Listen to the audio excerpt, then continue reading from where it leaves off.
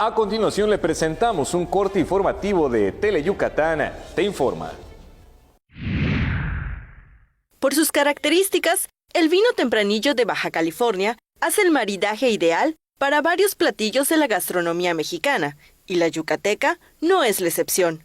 Un buen relleno negro o bien la cochinita pibil hace el maridaje ideal con ese vino que se está produciendo en la península de Baja California, una combinación que tiene como resultado una experiencia interesante en la boca. Esta fue la recomendación del sommelier Gerardo Telles, catalogado el mejor de México en el 2006 y 2015, reconocido internacionalmente. Le va bastante bien por su buena fruta, su buena acidez, abraza este mole, aminora un poquito la sensación de picor y hace una expresión interesante en la boca, ¿no?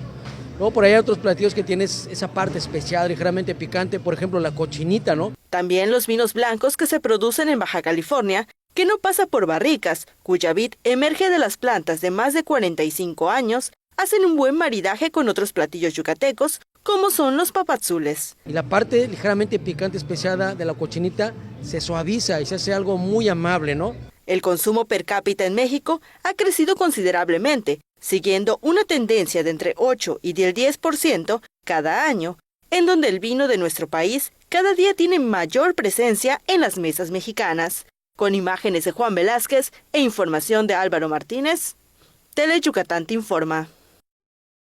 Nos despedimos de este corte informativo de Tele Yucatán Te Informa.